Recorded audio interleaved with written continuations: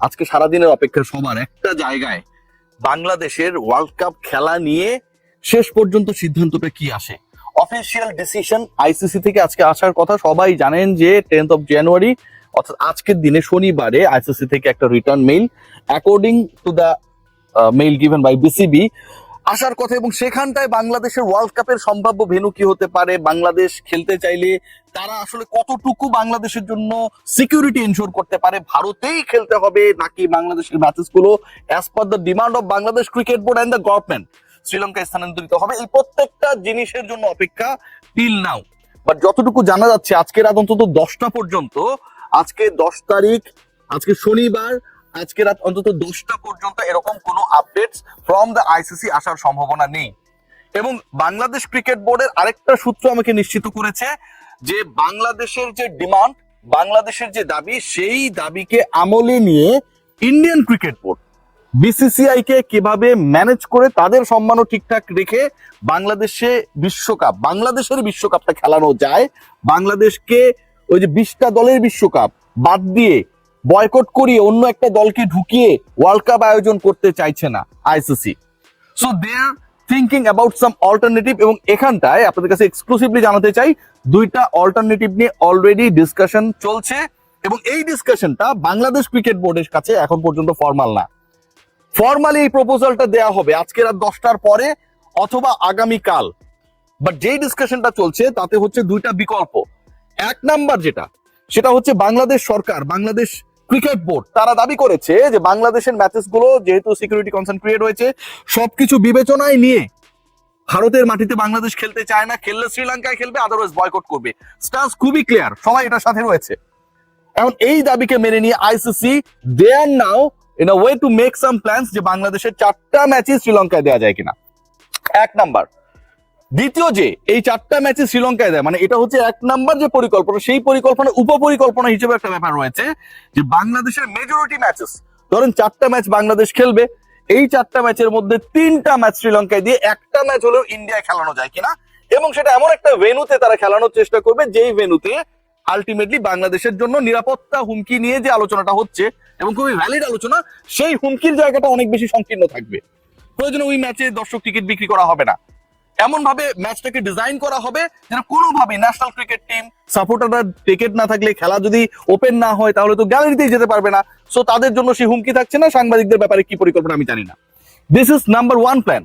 এক number plan হচ্ছে বাংলাদেশের ম্যাচেস গুলো শ্রীলঙ্কায় সবগুলোই শিফট করা, এবং শিফট করা ম্যাচেস গুলোতে বাংলাদেশ যেভাবে খেলতে চায় সেভাবে খেলিয়ে নেয়।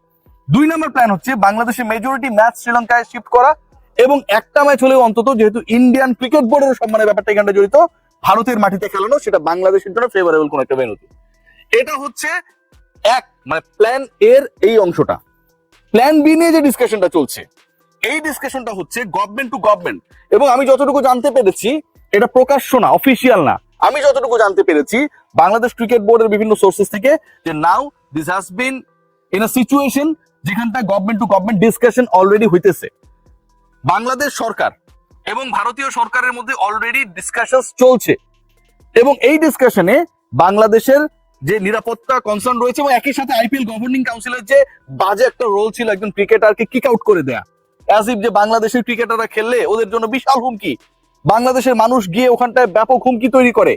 বিসিসিআই যে রোল ছিল, আইসিসি গভর্নিং বডির যে রোল ছিল, কলকাতা নাইট রাইডার্স এর যে রোল ছিল, যেভাবে তার পোস্ট গুলোকে মুছে ফেলা হয়েছে মাত্র কয়েক মিনিটের মধ্যে, সবগুলোর ব্যাপারে একটা নেগোসিয়েশনে এসে বাংলাদেশ ক্রিকেট বোর্ডের কাছে একটা সরি বলা, এবং বাংলাদেশ সেক্ষেত্রে যদি তাদের দেশে যেতে রাজি হয় ওভাবে হোস্ট করা, এটা প্ল্যান বি। সো এই দুইটা প্ল্যানের ব্যাপারে আইসিসি এন্ড বিসিসিআই তাদের মধ্যে ডিসকাশন রয়েছে। যতটুকু জানা গেছে ইন্ডিয়ান গভর্নমেন্ট এবং বাংলাদেশ গভর্নমেন্ট টু গভর্নমেন্ট আলোচনা চলছে, এবং এই গভর্নমেন্ট টু গভর্নমেন্ট আলোচনার মূল কারণটাই হচ্ছে ভারতে বাংলাদেশের না যাবার যে সিদ্ধান্ত, সেই সিদ্ধান্তের ব্যাপারে একটা বড় রিপারকেশন হয়েছে। ভারতীয়রা এই ব্যাপারটাকে ভালোভাবে দেখে নাই, তাদের সাংবাদিক, সুশীল সমাজ, সমর্থক, রাজনীতিক কেউই ভালোভাবে দেখে নাই। সো ওই জায়গা থেকে আইসিসির পরিকল্পনা হচ্ছে বিসিসিআই এবং BCB, Indian government and Bangladesh government, তাদেরকে যদি একটা স্ট্যাটাসে নিয়ে আসা যায় যেখানটায় দুপক্ষই রাজি হবে as per the schedule Bangladesh matches গুলো খেলবে। সো এই দুইটা পরিকল্পনা নিয়ে আলোচনা হচ্ছে। এই দুইটা পরিকল্পনার সবচেয়ে ভয়ঙ্কর পার্ট কোনটা? ভয়ঙ্কর পার্ট হচ্ছে যেটা, সেটা হচ্ছে ধরেন সেকেন্ড পার্ট যেটা প্ল্যান বি, বাংলাদেশের উপর এক্সিকিউট করার চেষ্টা করা হলো। I am damn sure despite having many more discussion, Bangladesh government own play there matches in Indian soil, খেলবে না। এবং সেক্ষেত্রে বাংলাদেশের বিশ্বকাপের ভাগ্য আগামী 12 তারিখ ম্যাক্সিমাম নির্ধারিত হয়ে যাবে এবং বাংলাদেশ সরকারের পক্ষ থেকে জানিয়ে দেওয়া হবে যে তারা বিশ্বকাপে অংশগ্রহণ করতে যাচ্ছে না।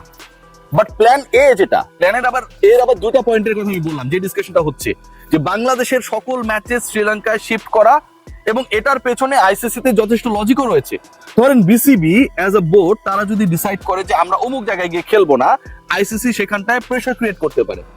বাট যখন বাংলাদেশ একটা সভরেন কান্ট্রি হিসেবে এই দাবিটা করে বা করবে বা করেছে যে বাংলাদেশ রাষ্ট্র হিসেবে নিরাপদ ফিল করছে না তাদের ক্রিকেটাররা ভারতে গিয়ে খেলবে, এবং সেটার পেছনে যথেষ্ট লজিক রয়েছে, ঠিক তখন আইসিসি সেটাকে 100% কাউন্ট করবে। পাকিস্তানের ক্ষেত্রে যেটা হয়েছে, ইন্ডিয়ার ক্ষেত্রে যেটা হয়েছে, পাকিস্তান তাদের ম্যাচেস গুলো পিসিবির ডিসিশনে না, পাকিস্তান সরকারের ডিসিশনে ভারতের মাটিতে খেলবে না।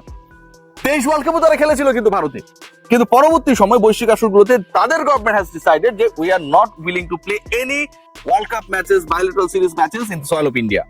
বাংলাদেশের ক্ষেত্রেও কিন্তু এখন অবস্থাটা গভর্নমেন্ট সরকারের অনুমোদন, আপনি খেলতেও যদি যান গভর্নমেন্ট অর্ডার লাগবে প্রত্যেকটা ক্রিকেটারের জন্য, প্রত্যেকটা সাপোর্ট স্টাফের জন্য, জিও যেটাকে বলে, সেই জিও ছাড়া কি বাংলাদেশের ক্রিকেটাররা পৃথিবীর যে কোনো প্রান্তেই খেলাটা হোক কেউ যেতে পারবে না। সো যেহেতু এটা সরকারের decision, ICC has to count it seriously. ওই জায়গা থেকে প্ল্যান এর এক্সিকিউশনের চান্সেস ইজ ভেরি হাই, এবং প্ল্যান এ যদি এক্সিকিউট হয় তাহলে যাই ঘটুক না কেন, প্ল্যান এর যে দুইটা পার্ট আমি বললাম যে all the matches will be played in the soil of Sri Lanka, সেখানকার দুটা ভেন্যুতে বাংলাদেশের সকল ম্যাচ খেলানো হবে, এটা একটা। সেটা হলে বাংলাদেশ সরকার, বিসিবি, সমর্থক, সাংবাদিক যারা ক্রিকেটটাকে পছন্দ করে, এদের কারো পক্ষ থেকেই কোনো ধরনের আমি কি বলবো আপত্তির সুযোগ নেই। কিন্তু প্ল্যান বির ক্ষেত্রে আসলে একটা আমার কাছে মনে হয় যে it's going to be very much critical, very much tricky. ধরেন প্ল্যান বি এক্সিকিউশনের জন্য ওই অফারটা করা হলো আইসিসি থেকে, আমি যেটা বলছি যে আপনি 3টা ম্যাচ শ্রীলঙ্কায় খেলবেন, একটা ম্যাচ আপনার খেলা হবে ইন্ডিয়ান সয়েলে, তখন বাংলাদেশ কি করবে? বলা হলো যে সিকিউরিটির কথা বলা হচ্ছে, যেহেতু আপনারা বলেছেন আমরা মেজরিটি দাবি মেনে নিয়েছি, 75% আমরা মেনে নিয়েছি, আউট অফ 4 ম্যাচেস 3টা ম্যাচ খেলানো হবে শ্রীলঙ্কাতে, একটা ম্যাচ ইন্ডিয়ায়।